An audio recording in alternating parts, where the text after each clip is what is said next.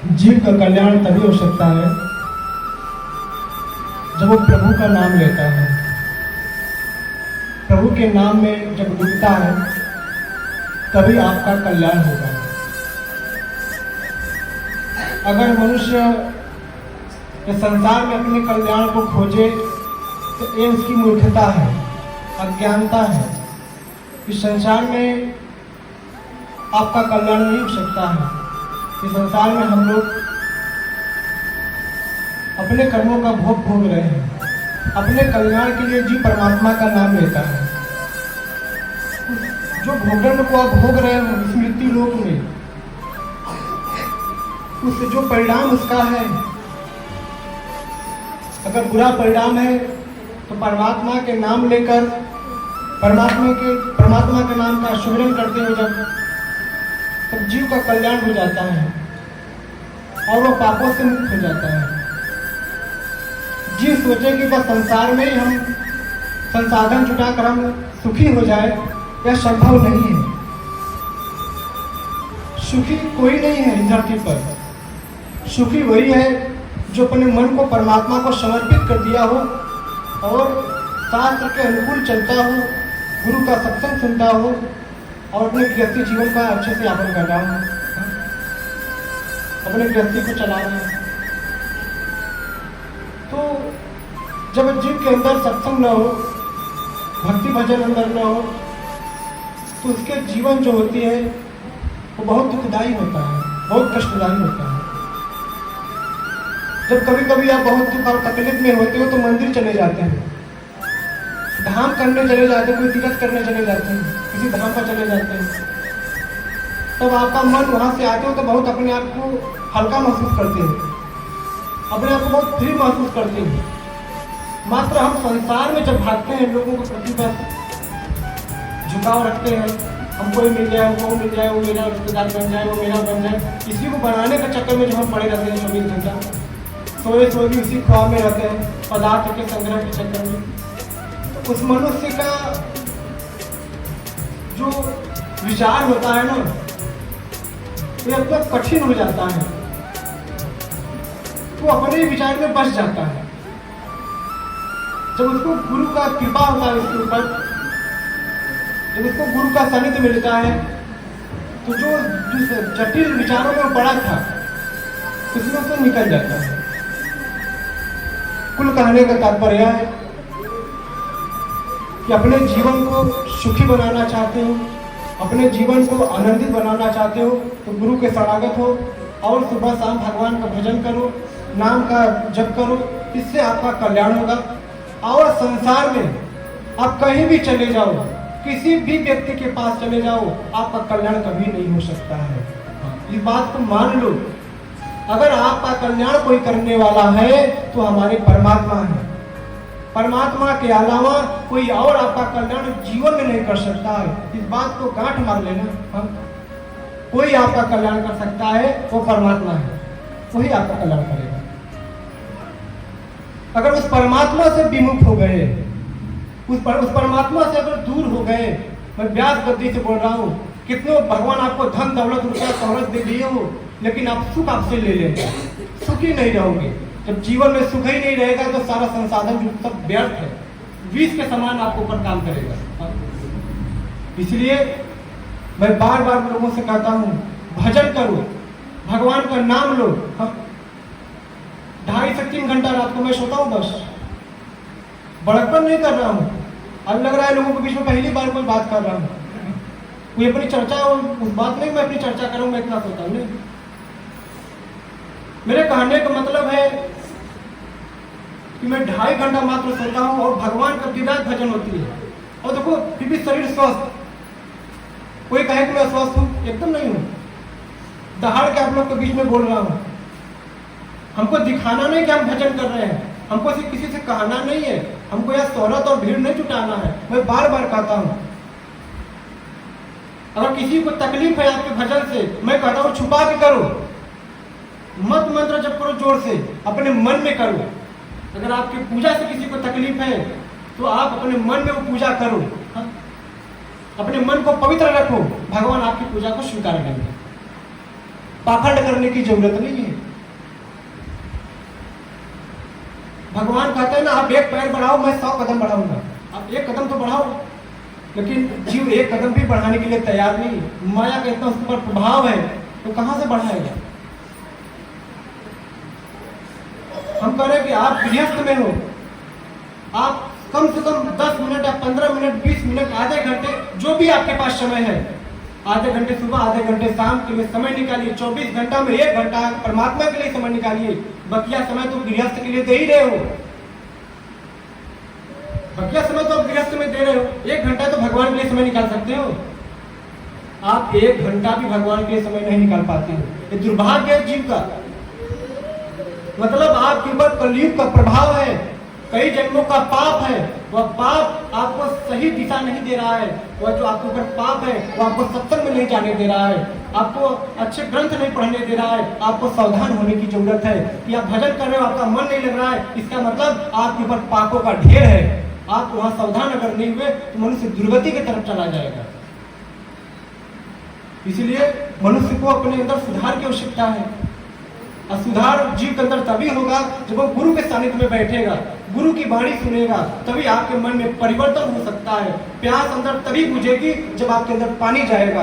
जब तक अंदर पानी नहीं जाएगा, मात्र सोचने से आपका प्यास दूर नहीं होगा। तो कितने लोग कहते हैं महाराज जी भजन करेंगे ना, समय मिलेगा तो करेंगे ना, यही सोचते सोचते मृत्यु के समय आ जाती है और वो भजन नहीं कर पाते हैं। लास्ट में उनको दुर्गति मिलती है। हाँ, कभी कभी मैं रोड पर कुत्ते को टहलते हुए देखता हूँ ना, कोई डंडे से मार देता है। आजकल तो कुत्ते भी भोजन नहीं पाते तो घास भी चरने लगे, जो गेहूं का मैं कभी देखा हूँ। हाँ हाँ, यही कभी मनुष्य रहे होंगे, वो कभी मनुष्य रहे होंगे, लेकिन कर्म ने उनको ऐसा शरीर दे दिया। ऐसा कोई जीव न हो जिसको दर्द न होता हो, कोई है जीव? चाहे छोटी से छोटी जीव हो या बड़ा से बड़ा जीव हो, पीड़ा सबको होती है। उस पीड़ा को हम न समझे हमारी दुर्भाग्य है, लेकिन पीड़ा सबको होती है। लेकिन कलयुग के प्रभाव ने, कुसंगत ने आपके मन पर ऐसा रंगत चढ़ा दिया कि आप जीवों पर दया करना ही बंद कर दिए। आपको लगा कि ये सब तो खाने पीने वाली चीज है, क्योंकि ऐसा हमारे अंदर विचार आ गई, ऐसे हम संगत में आ गए और वो संगत की वजह से ऐसा हमारे अंदर रंगत चढ़ गई है। पानी तो साफ होता है ना, जैसा उसमें कलर डालोगे तो उसमें परिवर्तन हो जाएगा। विष डालोगे तो विष हो जाएगा, कोई अच्छा कलर डालोगे तो कलर हो जाएगा। ऐसे मन भगवान इतना पवित्र दिए हैं, लेकिन आप कुसंगत की वजह से अपने अंदर विष डाल लेते हो। उस विष की वजह से आपका जीवन बहुत पीड़ा और तकलीफदायक रहती है हमेशा। मैं नहीं चाहता हूं कि आपका जीवन पीड़ा में रहे, तकलीफ में रहे। और मेरा सिद्धांत यही है कि जो भी इस आश्रम में आए पवित्र मनुष्य हो, और अगर सत्संगी हो, गुरु में आपका मन लगता है हर रविवार को, जो भी आपके अंदर इच्छा होती है ना, गुरु जी के यहाँ जाना हो तो मेरा पूरा हो जाएगा, मेरी जो समस्या है वो कट जाएगी, निश्चित कटेगी, निश्चित। मैं विश्वास से कह सकता हूँ, गारंटी से कह सकता हूँ, अगर गुरु वाणी पर चलोगे तो आपकी समस्या न कटे, ये हो नहीं सकता है, हो नहीं सकता है। इसको तो मैं मान ही नहीं सकता हूँ, 1% नहीं मानेंगे। गुरु वाणी पर चल रहे हो, समस्या नहीं कट रही, ऐसे कैसे होगा? प्यास जोरों से लगा, पानी पी रहे हो, प्यास का ताप नहीं जा रहा, ऐसा कभी संभव नहीं है। हाँ? लेकिन गुरु वाणी पर चलोगे नहीं, गुरु विचार मन में बैठता ही नहीं है। कुछ संगत वही, बस बहुत पीड़ा हुई, बहुत तकलीफ हुई, गुरु जी क्या है, गुरु जी तकलीफ दूर कर दो। गुरु जी के अंदर कुछ है नहीं, मैं पहले ही बता दे रहा हूँ। मैं बार बार कहता हूँ कि हमारे अंदर कुछ नहीं है। अगर हमको पकड़ के आ रहे हो तो भैया घर से ही प्रणाम कर लिया करो, भगवान को मान के आओ, विश्वास से इस आश्रम में आओ। ऐसी कोई समाधान नहीं जहां भगवान के चरणों में उसका निवारण न हो, उसका हल न हो। हाँ? जन्म मरण से मुक्त कर देंगे, पापों का ढेर होगा तो उस पाप को खत्म कर देंगे। वो प्रभु के चरण से ही हो सकती, वो ऊर्जा प्राप्त हो सकती है, और कहीं नहीं मिल सकता है। माध्यम तो गुरु ही होते हैं। गुरु वाणी पर चलो, क्योंकि जो गुरु बोलते हैं ना, वो गुरु अपने से नहीं बोलते हैं, वो भगवान की वाणी होती है। कोई भी गुरु वो भगवान की वाणी बोलते हैं। अगर उस भगवान की वाणी को अगर हम अपने जीवन में अमल करें तो जीवन समझ लीजिए कि बहुत ही अच्छा बन जाएगा, बहुत ही सुंदर बन जाएगा। आपका मन जब हल्का हो जाता है, भेदभाव मन में से खत्म हो जाती है, विचारधारा बदल जाती है, तो वही विचार आपके अंदर आनंद की अनुभूति कराती है। अगर वही विचार संसारिक मोह माया में, संसारिक फिजूल बातों में बच जाए, तो फिर मन हमेशा पीड़ा में रहेगा, दर्द में रहेगा। तो संतों महात्माओं की बातें कौन सुनता है? वो तो वही सुनेगा जिसके ऊपर भगवान की बड़ी कृपा होगी। आप लोग यहाँ पर बैठे हो ना, आप लोगों पर भगवान की बहुत बड़ी कृपा है, मैं तो यही कहूंगा, बहुत बड़ी कृपा है। अगर कृपा नहीं होती तो यहाँ पर आपके बैठने की औकात नहीं होती। उनकी कृपा हुई है, आप किसी भी माध्यम से आए, चाहे कोई पीड़ा दर्द लेके आए, कोई समस्या लेके आए, लेकिन आए तो मतलब भेजने वाला कौन है? वही है। कोई ना कोई माध्यम बना आपको यहाँ तक लाने के लिए, और उसकी कृपा हुई तब यहाँ पर आए। लेकिन आपकी दुर्भाग्य होगी कब? जब आप सही जगह जाकर विमुख हो जाए, उससे, उस गुरु से दूर हो जाए, उस शास्त्र से दूर हो जाए। जिस शास्त्र को अपने जीवन में उतारना चाहिए, उसी शास्त्र से हम दूर हो जाते हैं, उसी गुरु से दूर हो जाते हैं, तब जीवन कष्टदायक हो जाता है। इसलिए भगवान जो भी दुख सुख दिए हैं सब स्वीकार लो। दुख आए तो कोई बात नहीं, सुख आए, सुख में हम आनंदित रहते हैं, दुख आएगा तब वो हम आनंदित रहेंगे, क्योंकि ये जीवन, ये संसार परिवर्तनशील है, सब कुछ बदलता रहेगा। आज कल तो आप जवान थे तो आज बूढ़े हो गए, है कि नहीं? आज बूढ़े हैं तो कल मिट्टी में मिल जाओगे, माटी का खिलौना एक दिन माटी में मिल जाएगा। तो ये तो परिवर्तनशील है, सब कुछ परिवर्तन होता रहेगा। एक जैसी स्थिति किसी का कभी होता नहीं है। मैं कितने लोगों को करोड़पति से रोडपति होते देखा हूँ, अरोड़पति से करोड़पति होते देखा हूँ। बहुत लोगों को मैं देखा हूँ। एक समय होती कि उनकी चलती है, और एक समय होता है कि कुत्ता भी उनको नहीं पूछता है। सच्चाई बता रहा हूँ। यह तो समय समय की बात होती है, समय समय की पूजा होती है। इसलिए समय बहुत बलवान है, समय की महत्ता को समझना चाहिए। अगर समय की महत्व को आज नहीं समझे तो समय भी आपको कुछ नहीं समझेगा। जिसको समय की तमाचा लगता है वो जन्म जन्म तक दर्द और पीड़ा लगा रहता है। इस बात को बटिया लेना। तो समय को महत्व को समझना है। जो भगवान ने समय दिया है, इतना सुंदर मनुष्य शरीर दिया है, इस शरीर को क्यों दिया है, इस बात को सबसे पहले जीव को समझाना होगा। जीव नहीं समझ पाता है कि मानव शरीर हमको क्यों मिला है। जीव बस यह समझता है ये शरीर मिल गया भोग विलास के लिए, संसार में संसाधन जुटाओ, बस मेरा यही कार्य है। बच्चे हो गए, उनका शादी ब्याह कर दो, बस मैं खाली हो गया। नहीं, आप तो एक भोग भोगे, लेकिन जो चीज प्राप्त करने के लिए आए थे आज तक तो वो प्राप्त ही नहीं की। ख्याल रखना। आप कहीं नौकरी करने जाते हो, नौकरी 8 घंटा 10 घंटा 12 घंटा कर लिए, अगर वहां पर मालिक सैलरी न दे तो फिर कैसा लगेगा? बुरा लगेगा ना। ऐसे ही आप अपने कर्मों का भोग भोग रहे समाज में, लेकिन जो मूल कमाई है वह कमा नहीं पा रहे हैं।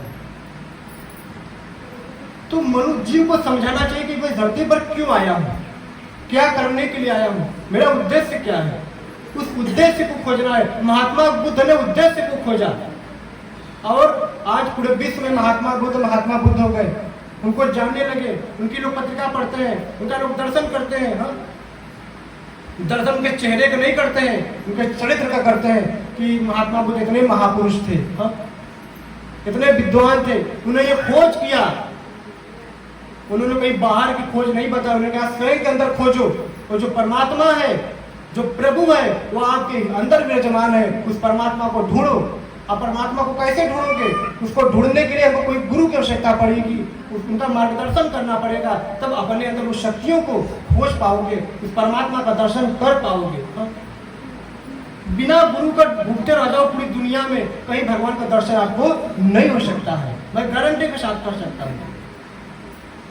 भगवान का दर्शन तभी होगा जब कोई मार्गदर्शन देने वाला हो। स्कूल में गए, कोई शिक्षक पढ़ाने वाला ना हो, स्कूल में बैठे रहो मात्र, क्या शिक्षा प्राप्त कर लोगे? नहीं हो पाएगा ना। इसीलिए गुरु महात्मा लोग होते हैं, संत महात्मा होते हैं, आपको सत्संग सुनाते, सत्संग के माध्यम से आपको भगवान से जोड़ते हैं। कहने का तात्पर्य यह है कि अपने जीवन को आप आनंदित बनाना चाहते हो, जन्म मरण से मुक्त करना चाहते हो, तो भगवान के सानिध्य में हो जाओ, गुरु के सानिध्य में रहो, सत्संग सुनो, गुरु वाणी पर चलो। देखो जीवन में परिवर्तन होता है, क्यों होता है? सारे समस्या का समाधान हो जाएगा। जो कभी जीवन में सोचे नहीं होंगे वह प्राप्त हो जाएगी। भगवान वो चीज आपको दे देंगे। मत सोचो कि हमको क्या मिला क्या नहीं मिला। निस्वार्थ भाव से भगवान का सेवा करो। उस जो कर्म का फल होता है ना, एक न एक दिन अवश्य मिलता है। इस बात को गांठ मान लेना, आज नहीं तो कल, लेकिन मिलेगा जरूर, मिलेगा जरूर। इसलिए मैं बार बार लोगों से कहता हूँ भजन करो, भजन करो, भजन करो। कोई सुनता नहीं, और सुनता नहीं, मैं सुनना भी नहीं चाहता हूँ। कितने लोग बीच में मिलना चाहते हैं, महाराज जी मत आओ, क्या जरूरत है। हम वो व्यक्ति नहीं कि दूर जाकर कथा कहे, सत्संग कहे, हमारे पास समय नहीं है। 1 घंटे का समय निकालता हूँ, जिसको बैठ कर सत्संग सुनना है भैया सुन ले, जिसको नहीं सुना अपने घर पे रहे। हमको यहाँ भीड़ नहीं जुटाना है, मैं बार बार कहता हूँ। जिसका श्रद्धा हो, गुरु के प्रति विश्वास हो, और उसको लगे कि मैं गुरु दरबार में जा रहा हूँ, मेरा कल्याण निश्चित है, तो उसको कोई रोक नहीं सकता है कल्याण होने में उसका। निश्चित कल्याण उसका हो। प्रभु के प्रति इतना विश्वास होना चाहिए। हम लोग प्रभु के प्रति इतना विश्वास करते नहीं हैं। जरा से जीवन में थोड़ा सा उतार चढ़ाव आ जाता है, भगवान के प्रति संदेह करने लगते हैं। प्रभु हमारे साथ ऐसे कर दे, प्रभु हमारे साथ वैसे कर दे। प्रभु कभी किसी के साथ गलत नहीं करते हैं। वो पिता है हम लोग का, परम पिता परमात्मा। कोई पिता अपने बच्चों का अनहित नहीं चाहता है, बुरा नहीं चाहता। कोई है क्या? कोई पिता नहीं चाहता है। कितना खराब लड़का हो, लेकिन वो पिता सोचता है कि मेरा लड़का सही मार्ग पर चले, तरक्की करे। सोचता नहीं सोचता है। वह पिता परमात्मा जो हम लोग को जीवन दिया है, वह सोच रहा है कि आप भजन करो, परमात्मा में लगो, आप सत्कर्म का रास्ता पकड़ो, धर्म से चलो। नमक की रोटी खाओ लेकिन धर्म से चलो। भगवान का आपके ऊपर 24 घंटा नजर रहती है। लेकिन दुर्भाग्यवश हम भगवान की भावनाओं को नहीं समझ पाते हैं, अपने शास्त्र से, अपने गुरु से विमुख रहते हैं, और पागलों जैसे अपने जीवन को व्यतीत करते हैं। जीवन को महत्व को नहीं समझ पाते हैं। हम सोचते हैं कि बस यही संसार में जो भी चीज है, बस मेरे ही मूल जीवन है। लेकिन मूल जीवन का असली चीज पहचाने भी नहीं पता है कि असली जीवन क्या है। उस असली चीज को हमको खोजना है। क्या रखना, जब कोई पशु से दूध निकालता है, दूध से मलाई बनाता है, मलाई से उसको मक्खन बनाता है, फिर उसको अग्नि पर तपाता है, तब ना घी निकलता है। आप डायरेक्ट दूध से घी कहाँ निकालोगे? ऐसा संभव है क्या? उसको तपाना पड़ता है। बिना तपे कुछ मिलने वाला नहीं है। अगर एक वृक्ष भी अपने द्वार पे आप लगाते हो ना, उसका देख रेख करते हो, उसको समय से पानी देते हो, तब वो समय आने पर छाया और फल दोनों देता है। देता कि नहीं देता है? देख रेख करते हो नहीं करते हो? खेत में अनाज भी बोते हो तो दिन भर में 5 बार खेते जाते हो अपने खेत में देखने के लिए। देखते कि नहीं देखते हो? सोचो हमारे मन में क्या आया क्या गया, उस पर जरा भी फोकस नहीं, ध्यान नहीं है। जो भी आया सब स्वीकार लिए और उसी का शिकार बन जाते हैं। उसी में पीड़ा में आप दर्द में चिल्लाने चिकने लगते हो। जो उचित है मन में वही चीज आने दो, जो अनुचित है, जो सही नहीं है, उसमें मन में आने मत दो। मत आने दो अंदर को। दलिया माता लोग झाड़ती है ना, दलिया जो खराब रहता है ऊपर रहता है, जो मूला नीचे चला जाता है ना, वो झरना अपने अंदर लगाओ। शास्त्र का झरना, गुरुवाणी का झरना। जो उचित है बस वही जाए, जो अनुचित है बाहर। ज्यादा मन में कूड़ा करकट लगोगे तो वहां दूसरी चीज हो जाएगी। होती नहीं होती है, वहां गंदगी फैलेगी, वहां कीड़े ही पड़ेंगे। जब अपने मन में बहुत ज्यादा गंदे विचार रखोगे, किसी का बुरा चाहोगे, हमें दूसरे के अनहित के बारे में सोचोगे, तो पहले सबसे पहले आपका अनहित होगा। जब तक वो नहीं चाहेगा आप किसी का कुछ नहीं बिगाड़ सकते। कितना बढ़िया काट मार लेना अपने मन में। जब तक वो नहीं चाहेगा तो आप कोई ना कुछ कर नहीं सकते। वो चाहेगा तभी कुछ होता है। जाके राके साइयां मार सके ना कोई। हाँ, बिना उसकी मर्जी से कुछ होने वाला नहीं। उसकी मर्जी है तो बैठ के आप सत्संग सुनाओ, उसकी मर्जी है तो मैं सुना रहा हूँ। अभी उसकी मर्जी बंद हो जाए, मैं एक बाणी नहीं बोल सकता हूँ। एक बाणी नहीं बोल सकता हूँ। हमारे अंदर इतनी औकात नहीं मैं कुछ बोलूँ, एक बाणी नहीं बोल पाऊंगा। उसकी मर्जी तो मैं दहाड़ रहा हूँ, चिल्ला रहा हूँ, मैं नहीं बोल रहा हूँ, वो बोलवा रहा है। वही जो भी कहवा रहा है वही कहवा रहा है। जिनके सेवा में मैं 24 घंटा लगा रहता हूँ, अपने प्रभु के चरणों में लगा रहता हूँ, उन्हीं के 24 घंटा दिन रात भजन करता रहता हूँ, वही बुलवा रहे हैं। जिनके सेवा में लगा हूँ, जिनके चरणों में लगा हूँ, मैं चाहता हूँ उस चरणों में आप भी लगो और अपने जीवन में सुधार करिए। सुधार तब होगा जब उनके चरणों में लगेंगे तब, नहीं तो जीवन तो कष्ट में ही बीत जाएगा। देखिए, अगर घर में कूड़ा हो गया तो क्या करते हो? साफ सफाई करते हो, झाड़ू लगाते हो। बिना साधन का झाड़ू लगा सकते हो क्या? हाथ से झाड़ू लगेगा? नहीं लगेगा ना। अगर मन में कूड़ा करकट विचारधारा, गलत विचारधारा आ जाए, कुसंगत का प्रभाव हो जाए, तो वो सब मन की गंदगी कौन छुड़ाएगा? भगवान का नाम ही तो छुड़ाएगा। जब उनके चरण में लगोगे, उनके नाम का कीर्तन करोगे, तभी आपके मन की मैल दूर होगा। जो आप सत्संग सुन रहे हो ना, ये जन्म जन्म तक काम आएगा। अभी नहीं समझ में आ रहा है, समझ में आएगा। कभी कभी आप बहुत पीड़ा में पड़ते हो ना, बहुत कष्ट में पड़ते हो, बहुत असमंजस में पड़ जाते हो, आपको कोई मार्ग नहीं मिलता निकलने का उस समस्या से।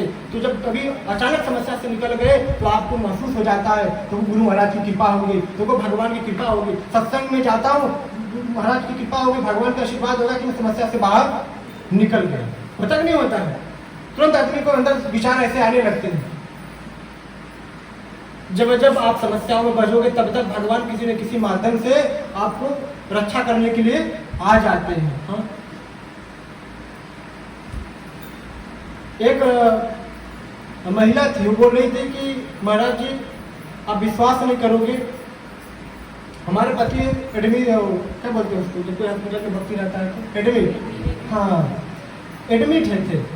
हमारे पास 1 रुपया भी नहीं था और कोई मदद भी नहीं कर रहा था। लॉकडाउन के समय की बात बता रहे, उसमें हॉस्पिटल में कोई भर्ती नहीं दे रहा था। बोले महाराज जी, मैं रोने लगा एकदम, अब मैं कहाँ जाऊँ, किस जगह जाऊँ? लेकिन प्रभु की ऐसी कृपा कि मैं अपने पति को एडमिट करा दिया हॉस्पिटल में, और पता नहीं कौन व्यक्ति आया, पैसा दे के चला गया, बोला कि सब सही हो जाएगा। उनका मित्र, उनका दोस्त, क्योंकि जो उनके पति थे ना, वो बहुत बड़े भक्त थे भगवान के।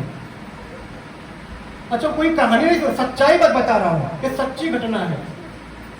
वो बोले कि वो लोग आए 3 लोग, बोले कि उनके मित्र हैं, वो आईसीयू में भर्ती थे।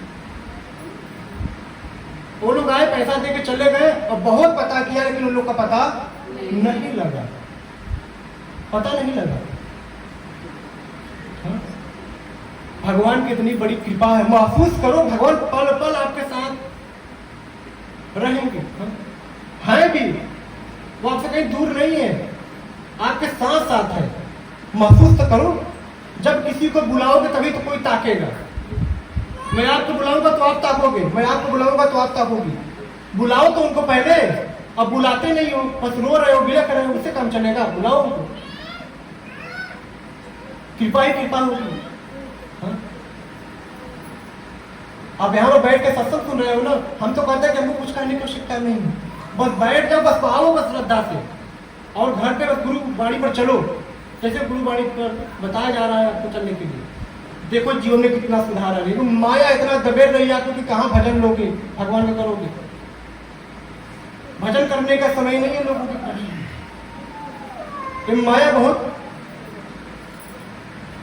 इसकी अगर प्रभाव हो जाए व्यक्ति के ऊपर ना, तो भगवान से बहुत दूर चला जाएगा, विमुख हो जाएगा।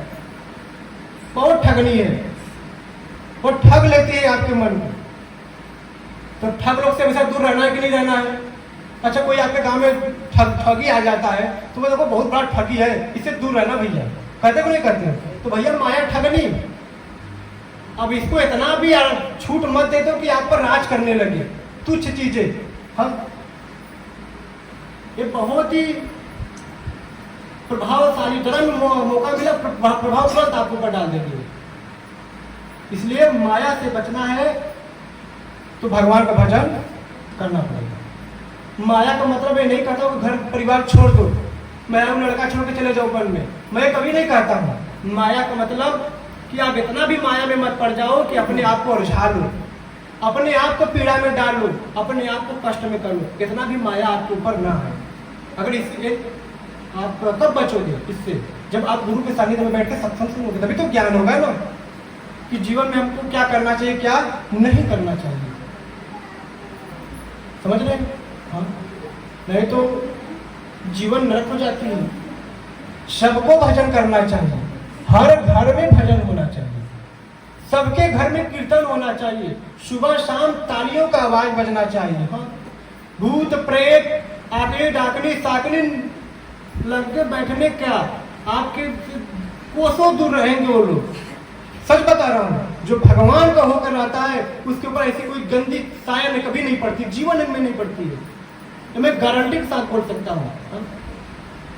जब आप भगवान के हो गए तो फिर आपके ऊपर कुछ पड़ने वाला नहीं है, आपके पास सब कुछ हो गया था। भगवान के हो के तो देखो, विश्वास करके तो देखो। जिस कष्ट में दिन के दिन लोग पढ़ते चले जा रहे हैं ना, आज के समय में सब लोग प्रेत पीड़ा में सबसे ज्यादा पढ़ रहे हैं। प्रेत पीड़ा समय हो चुकी है, लेकिन मैं 2 मिनट बोलूंगा। प्रेत पीड़ा, हर घर में प्रेत पीड़ा है। कोई पितृ से परेशान, कोई प्रेत से परेशान, कोई डाकनी से, कोई साकनी से, किसी न किसी से परेशान होकर उनकी जीवन बहुत दुखदायी होती चली जा रही है। ऐसी चीजें शरीर में रोग बनाकर आपको आपके जीवन को नर्क बना रहे हैं। लेकिन जब प्रभु शरणागत रहोगे, जब गुरु सानिध्य में बैठोगे, तो उसकी औकात नहीं कि आपके सामने बैठ जाएगा, वो भाग जाएगा पहले। ख्याल रखना, जब घर में ऑल आउट जलाता तो मच्छर भागता है कि नहीं निकल के? नहीं भागेगा तो मर जाएगा कि नहीं मर जाएगा? हा? मर जाएगा ना। जब भगवान का नाम लेगा तो फिर वो रुकेगा क्या? वो तो जहर जैसा काम करेगा। ऐसी गंदी चीज रुकेगी क्या? सोचो। तो आपको भगवान का नाम लेना है श्रद्धा से। जितना विश्वास और श्रद्धा से नाम लोगे भगवान का, उतना पावरफुल और कारगर होगा। हाँ, सच्चाई बता रहा हूं, मैं अपनी बात रख रहा हूं। मैं कभी कभी प्रभु से अपने बहस करता हूँ। सच्चाई बता रहा हूँ, बोलोगे महाराज ये सब बातें बकवास है। अपनी सच्चाई, अपने दिल की बात बता रहा हूँ। बहस करता हूँ, ऐसा अनुभव करता हूँ मेरे प्रभु है। कुछ कहना होता है, प्रभु काहे नहीं हुआ? वो व्यक्ति आया था, आपके शरण में आया, ऐसा काहे हुआ? उससे बहस होती है तो अंदर से आवाज आती है कि रुके रहो, धीरज रखो। मतलब उसकी प्रारब्ध तो ढेर खराब है, पाप बहुत जाते हैं, धीरे धीरे सब सही हो जाएगा। कौन अंदर से आवाज देता है? वो प्रभु तो है, वो कौन दे सकता है? वही तो है। कोई और आवाज दे सकता है क्या? वही परमात्मा है जो आपके अंदर आवाज देते हैं, नहीं सब ठीक होगा। बहस होती है, कभी कभी घंटों घंटों ऐसा लगता है उसे हमसे कुछ तकझक हो रही है। सच्चों बता रहा है, आपको विश्वास नहीं करोगे हमारी बात पे। बोलोगे महाराज ये क्या बोल रहे हो आप? ऐसे होता है, हमारे साथ अक्सर होता है। तो भाई देखो, जो जिसको मानता है, कोई दुख तकलीफ कोई बात होती तो उसी से कहता है। बात मान रहे हो? जब गुरु को कोई बात होगी तो भगवान से ही कहेगा, क्योंकि उन्हीं में 24 घंटा है, संसार से तो मतलब है नहीं। अब उन्हीं से शिकायत करेगा, उन्हीं से झगड़ा करेगा, प्रभु ऐसा काहे हुआ, और वही समझाएंगे, नहीं देखो ऐसे ऐसे रहो, सब सही होगा। आपसे भी प्रभु बातें करते हैं, लेकिन आप प्रभु के विचार को समझ नहीं पाते हो। अच्छा, जब कभी गलत काम करने जाते हो, प्रभु ठोकर देते, मत कर। एक बार जरूर कहते हैं, देख ये ठीक ना हो, काम मत कर, लेकिन एक बार वो आवाज हम समझ नहीं पाते हैं। और जो बुरा चीज होती है ना, वो प्रेरित करती है बार बार, नहीं चल चल कर। बुरा चीज तो बुरा ही होता है। समाज में बुरे लोगों की संख्या ज्यादा है, अच्छे लोगों की संख्या कम है। जो बुरे व्यक्ति हैं वो सोचते होंगे कि महाराज जी के आश्रम में कुछ ऐसा होता होगा, भूत प्रेत देखते होंगे। जो सत्संग में आता हो तो जानते हैं कि यहाँ क्या होता है। यहाँ तो प्रभु की चर्चा होती है, मात्र प्रभु की चर्चा से लोगों का कल्याण हो जाता है, क्योंकि वही सबका दुख सुख देखने वाले हैं। उन्हीं के नाम की महिमा गाया जाता है यहाँ पर, उन्हीं की कथा को कहा जाता है। तो प्रभु के नाम की महिमा को समझो और आनंद लो। देखो जीवन में सुधार होता है कि नहीं होता है। डूब जाओ, मरना तुम्हारे शरण में, जीना तुम्हारे शरण में। हाँ, कुछ इसके बाजू का देखे हो ना, एकदम कोई भय भी नहीं लगता है, मरना तुम्हारे से। तो हमको मरना भगवान के साथ। क्या? भगवान से प्रेम करो, भगवान में दीवानापन रखो। हाँ, भगवान से, जब भगवान से आपका अंदर दीवानापन हो जाएगा तो समझ लो कि जीवन जन्म मरण से मुक्त हो जाएगा। आप बताइए, हर व्यक्ति के परिवार होगा, अपने परिवार में देखो कौन खुश है? जिसके नहीं है हो जाते हैं, कष्ट है या नहीं है? सच्चाई है या नहीं है? तो लोग सोचते हैं कि ब्याह कर देंगे सुधर जाएगा, बहू आ जाएगी तो सुधर जाएगा, नाती पोता हो जाएंगे तो सुधर जाएगा। इसी भाई में वही सुधर जाते हैं, खत्म हो जाते हैं, लेकिन उनके अंदर कोई कुछ नहीं पड़ता है। और सोचते सोचते ही जीवन में खत्म हो जाती है। भैया हमारे प्रभु एक ऐसे हैं जो आपको निस्वार्थ भाव से प्रेम करते हैं। उनको एक बार प्रेम से याद कर देते हो तो आपका हर काम बनाने के लिए खड़े हो जाते हैं। वो हमारे प्रभु और कोई और नहीं कर सकता है। अगर डूबना है तो उनमें डूबो। मीरा प्रभु में डूब गई, दुनिया क्या कहा, सास ननद क्या कहे, कोई फर्क नहीं पड़ा, लेकिन प्रभु में इतनी डूबी रही, आज पूरा इतिहास में नाम है मीरा का। है या नहीं है? है या नहीं है? अगर वो देखी होती, अभी अब चंदन टुकड़ी लगा के अपने गांव में निकल जाओ, माला फूल लेकर लोग कहेंगे देखो वो बड़ा पुजारी है, आप अच्छा काम कर रहे हो, आप धर्म का काम कर रहे हो। लेकिन जो असली प्रवृत्ति वाले हैं, जो गंदे विचार वाले हैं, वो आप पर टिप्पा टिप्पणी करने लगते हैं, आपके मन को कमजोर करने लगते हैं, आपके जो विश्वास है उसको तोड़ने लगते हैं आकर, और आपके अंदर जो भगवान के प्रति श्रद्धा है वो कम करने के लोग प्रयास करते हैं। मतलब उनके अंदर आसुरी प्रवृत्ति है। असुर लोग कभी नहीं चाहते कि देवताओं का पूजा लोग करें। बात समझ रहे हैं? तो हर गांव में, हर परिवार में असुर होंगे, वो आपको भयभीत करते होंगे। आप चंदन टुकड़ी लगाते होंगे तो आपको टिप्पा टिप्पणी करते होंगे। ऐसे लोगों से जरा भी मत डरना और दहाड़ के बोलना, जय श्री राम, सीताराम, जय श्री कृष्ण, जय हनुमान, जय शिव जी, जो भी आपके अंदर श्रद्धा है, जिस नाम में, नाम जोर से पुकार देना, देखना चुप हो जाएगी। हाँ, भगवान तो भगवान ही है, और भगवान की महिमा को कोई समझ नहीं सकता है। जो भगवान में लग गया, जो भगवान से प्रेम कर लिया, फिर उसको तो संसार क्या कहे उससे मतलब नहीं होता है। मीरा भी तो स्त्री थी, समरी भी तो स्त्री थी या नहीं थी? हम करें, आप ज्यादा भजन नहीं करो, थोड़ा तो करो, नहीं समय 10 मिनट तो समय निकालो, दुख भी कट जाएगा और आनंद में भी रहोगे। एक सहारा रहेगा। जब जब दुख में पड़ोगे, पुकारोगे, तो भगवान सहारा के रूप में खड़े हो जाएंगे।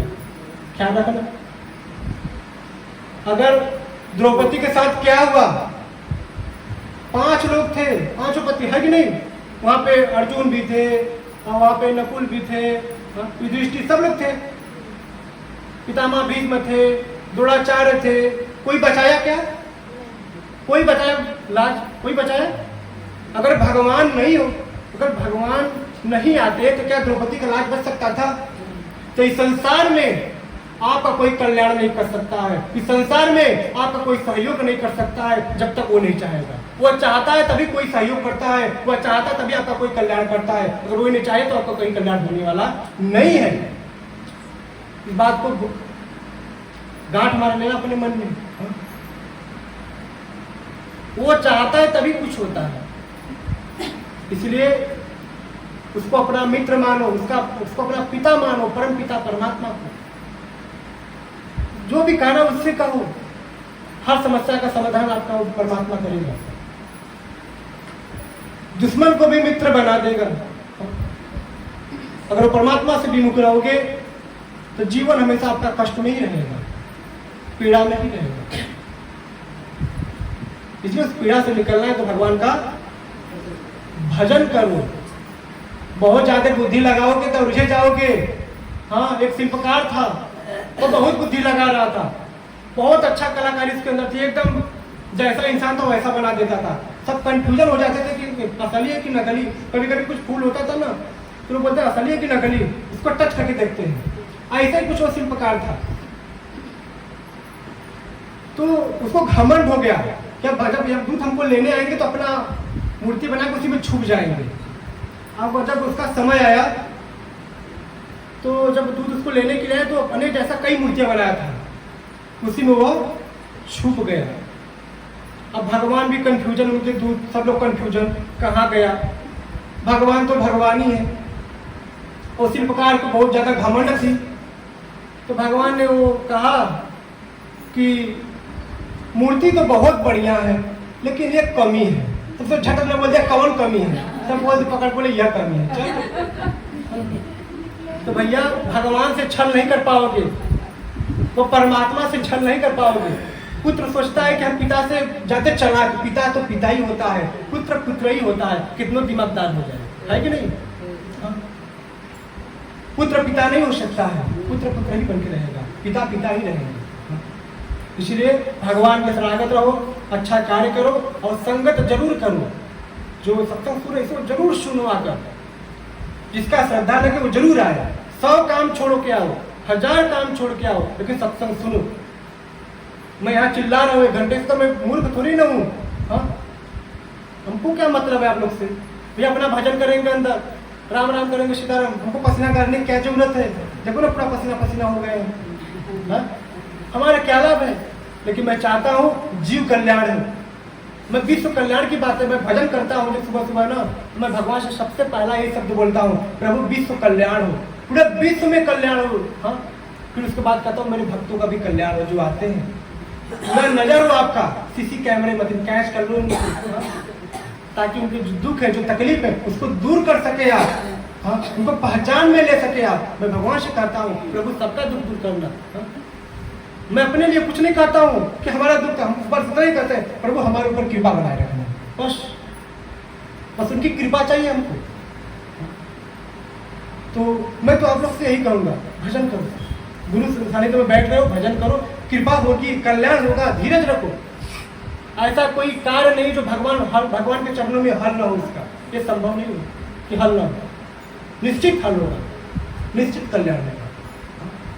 समझ पा रहे हैं?